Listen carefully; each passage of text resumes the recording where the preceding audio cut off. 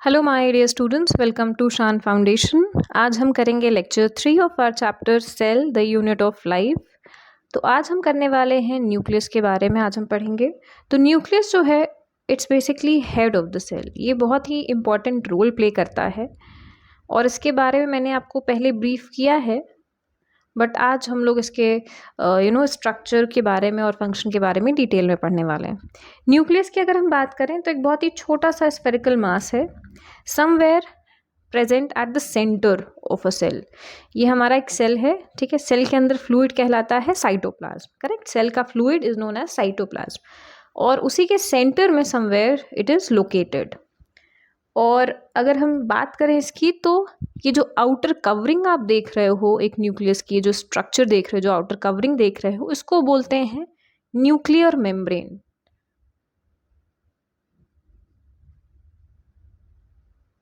Nuclear membrane. और ये जो न्यूक्लियर मेम्ब्रेन है it is actually filled with a fluid which is known as nucleoplasm. ये जो न्यूक्लियर मेम्ब्रेन है इसी के अंदर फ्लूइड होता है जिसको हम लोग बोलते हैं न्यूक्लियोप्लाज्म।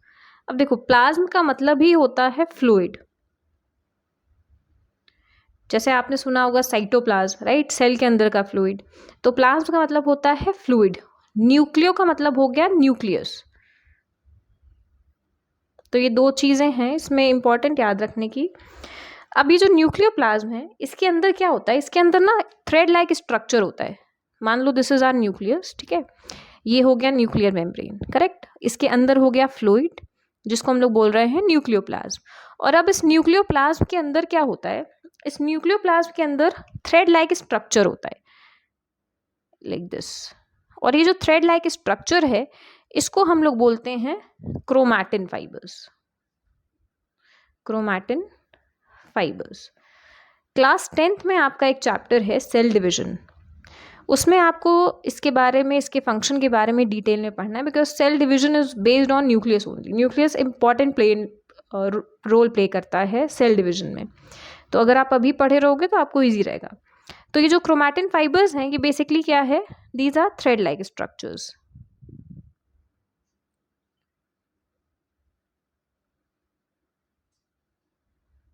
सो क्वेश्चन कई बार आपका आता है, the thread like structure present inside the nucleus is known as, so right answer will be chromatin fibres, okay.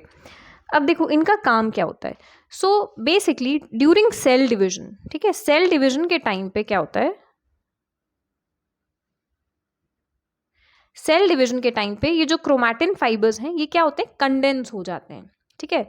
ये क्रोमैटिन फाइबर्स जो इस तरह से दिख रहे हैं आपको, ये एक साथ कंडेंस हो जाते हैं और ये कंडेंस होकर के क्या बना लेते हैं, क्रोमोसोम बना लेते हैं। ये जो क्रोमैटिन फाइबर्स हैं ड्यूरिंग सेल डिवीजन कंडेंस होकर के क्रोमोसोम बना लेते हैं, ठीक। और ये जो क्रोमोसोम है कुछ इस तरह का स्ट्रक्चर, एक्स शेप स्ट्रक्चर जो हम इसकी इमेज देख रहे हैं यहाँ साइड में भी, करेक्ट। तो ये जो क्रोमोसोम है ये बेसिकली क्या है, condense form of chromatin fibres है, करेक्ट। और ये बना किससे, ठीक है। तो ये बना किससे होता है ये समझो। क्रोमैटिन फाइबर्स बेसिकली, यहाँ पे मैं शॉर्ट में लिख दे रही हूँ CF, ठीक है। क्रोमैटिन फाइबर्स ये बेसिकली बने किससे हैं, 60% ये बने हैं प्रोटीन से, ठीक है। 60% ये बने हैं प्रोटीन से और 40% ये बने हैं आपके DNA से, ओके। सो ये दो चीजें हैं जो मिल करके क्रोमैटिन फाइबर्स को बनाती हैं। अब DNA क्या है, deoxyribo nucleic acid, correct. DNA basically क्या है, हेरिडिटी है हमारा, है ना। हमारा जो ये हेरिडिटी मटेरियल होता है जो हमें अपने पेरेंट्स से मिलता है वो ये DNA ही है, okay. So if a question comes कि क्रोमोसोम कैसे बने हुए हैं, तो क्रोमोसोम बने हैं DNA से और प्रोटीन से। आया समझ आपको, ओके। अब न्यूक्लियस जो है वो एक यूकैरियोटिक सेल में प्रोमिनेंट अच्छे से बना है, ठीक है। ये सारी चीजें जो देख रहे हो आप ये सब कुछ एक यूकैरियोट्स में है। But if I talk about prokaryotes, है ना, जो प्रोकैरियोटिक सेल्स हैं जैसे हमारे बैक्टीरियाज हो गए, तो उनकी सेल में ट्रू न्यूक्लियस नहीं पाया जाता, ठीक है, उनकी सेल में ट्रू न्यूक्लियस नहीं है, उनकी सेल में क्या होगा, न्यूक्लियस की जगह क्या होगा, न्यूक्लियोइड होगा। ठीक है, यहाँ पे आप इमेज देख सकते हो, जो काम करेगा as a nucleus only, but true nucleus नहीं होगा। Clear? Okay. Now number of chromosome की बात करें तो हर एक ऑर्गेनिज्म, हर एक स्पीशीज में नंबर ऑफ क्रोमोसोम डिफरेंट होता है। ओके, जैसे हमारा राउंडवर्म है, उसमें नंबर ऑफ क्रोमोसोम जो है वो सिर्फ 2 है। ओके, वेयर एज अनियन उसमें 16 है। वेयर एज कुछ ऐसी भी इंसेक्ट्स हैं जिनमें मोर देन 1000 है। अगर हम ह्यूमंस की बात करें तो ह्यूमंस में नंबर ऑफ क्रोमोसोम जो है वो है टोटल 46। ओके, और इनको अगर हम पेयर की बात करें तो 23 पेयर्स। सो क्वेश्चन को पहले ध्यान से समझना कि क्वेश्चन में पूछा क्या है ना, नंबर पूछा है कि पेयर पूछा है। अगर नंबर पूछा हो कि number of chromosomes in humans, तो नंबर होगा 46, बट अगर पेयर पूछेगा तो वो कितना होगा, 23। आया समझ? ओके। अब एक और टर्म, ये डीएनए हम समझ गए कि बेसिकली ये हमारा हेरिडिटी है, करेक्ट ना, लेकिन ये जीन क्या होता है, व्हाट इज दिस जीन? तो बेसिकली देखो, जीन क्या है, these are complex chemical substances of DNA. ठीक है, मतलब ये कुछ इस तरह का स्ट्रक्चर आप देखते हो एक डीएनए का, करेक्ट। तो ये जो एक यूनिट है, करेक्ट, ये जो एक सिंगल यूनिट देख रहे हो, this is what, gene, a set. Okay, a set of DNA is known as gene. आया समझ? और ये जो जीन है यही ट्रांसफर होती है एक पेरेंट से एक ऑफस्प्रिंग, मतलब एक बच्चे में जो ट्रांसफर होता है वो ये जीन होती है। ठीक है, एक सेट ऑफ डीएनए उनका ट्रांसफर हो जाता है। सो अगर हम बात करें basic difference between a plant cell, क्योंकि ये बहुत एक इंपॉर्टेंट क्वेश्चन है ना, plant cell and animal cell, क्योंकि सारे सेल ऑर्गेनेल्स के बारे में हमने पढ़ लिया है, तो अब हम इसका बेसिक डिफरेंस जो है वो इजीली बता पाएंगे, करेक्ट।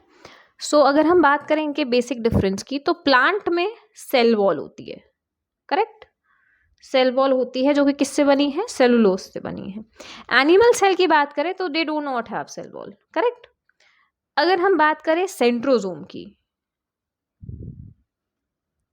सेंट्रोजोम की अगर हम बात करें तो प्लांट सेल में सेंट्रोजोम नहीं होते, करेक्ट, सेंट्रोजोम नहीं होते, वेयर एज एनिमल सेल में सेंट्रोजोम होते हैं। अगर हम वैक्यूल्स की बात करें, वैक्यूल्स का फंक्शन क्या था, storage, correct, storage of water, जो कि प्लांट सेल में बहुत बड़ा होता है प्लस प्रोमिनेंट होता है, करेक्ट, एक या एक से ज़्यादा भी हो सकता है। सो वैक्यूल इनमें प्रोमिनेंट है, वेयर एज अगर हम इस एनिमल सेल की बात करें तो वैक्यूल या तो होता नहीं है, अगर है तो स्मॉल है और टेम्पररी है।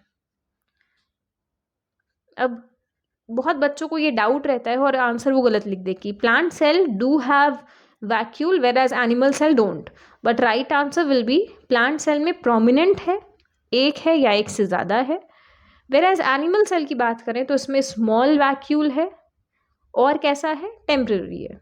ओके, फिर अगर हम प्लास्टिड्स की बात करें, प्लास्टिड्स क्या थे, 3 टाइप्स थे, करेक्ट, खाना बनाने में हेल्प कर रहा है, फ्लावर को, वेजिटेबल्स को, फ्रूट्स को, ये सब कलर दे रहा है, प्लस स्टोरेज में हेल्प कर रहा है। तो प्लांट सेल में प्लास्टिड्स होते हैं, correct, whereas we animal cell में we don't have plastids. Okay, so these are the basic differences, है ना। और कुछ और भी डिफरेंसेस हैं जो आप मुझे कमेंट सेक्शन में बताएंगे। Okay, so this is your homework and I will look after it. And yes, यही था हमारा सेल। आई होप ये चैप्टर क्लियर है आपको, और कोई डाउट है तो प्लीज़ कमेंट सेक्शन में आप बताना मुझे, I will look after it. Okay, चलो, thank you, bye bye, take care.